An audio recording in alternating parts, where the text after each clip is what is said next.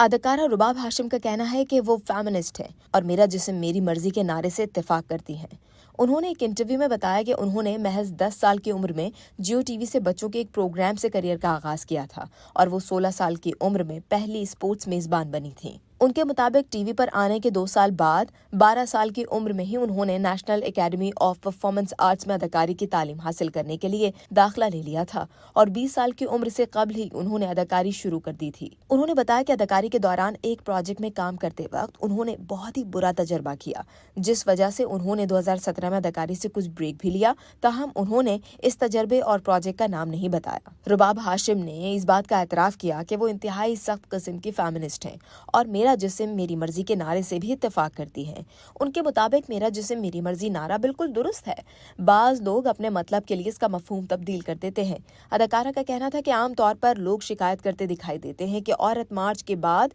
Rape cases بڑھ گئے ہیں، لیکن وہ یہ نہیں سوچتے کہ اس مارچ کے بعد ایسے کیسز رپورٹ ہونا بھی شروع ہو گئے ہیں اور ان پر اب بھی بات کی جاتی ہے۔ معاشرے میں بڑھتی ہوئی طلاقوں پر بات کرتے ہوئے رباب نے کہا کہ شادیاں ٹوٹنے کی بہت ساری وجوہات ہیں، لیکن ایسا ہونا نہیں چاہیے۔ ان کا کہنا تھا کہ ماضی میں بزرگ افراد بچوں کو کہتے تھے کہ اب ان کی شادی ہو گئی ہے، وہ جانے اور ان کا کام جانے، اب وہ واپس والدین کی طرف نہ دیکھیں، لیکن اب ایسا نہیں ہوتا۔ ان کے مطابق اب نیا زمانہ ہے، نئی سوچ ہے، اب کوئی برداشت نہیں کرتا اور ہر کسی میں عدم برداشت کم ہو چکی ہے۔ جب جوڑوں کو لگتا ہے کہ معاملات نہیں چل رہے تو وہ الگ ہو جاتے ہیں۔ رباب نے واضح کیا کہ بعض وجوہات یا حالات میں طلاق لینا ہی بہتر ہے، لیکن اس عمل کی حوصلہ افزائی یا حوصلہ شکنی نہیں کرنی چاہیے۔ ان کا مزید کہنا تھا کہ جن جوڑوں کی شادی نہیں چل رہی انہیں خراب تعلقات میں رہنے کے بجائے طلاق کا انتخاب کر لینا چاہیے، کیونکہ خراب تعلقات سے نہ صرف ان کی بلکہ ان کے بچوں سمیت دیگر اہل خانہ کی زندگی بھی متاثر ہوتی ہے۔ ساتھ ہی رباب کا کہنا تھا کہ اب طلاق کی شرح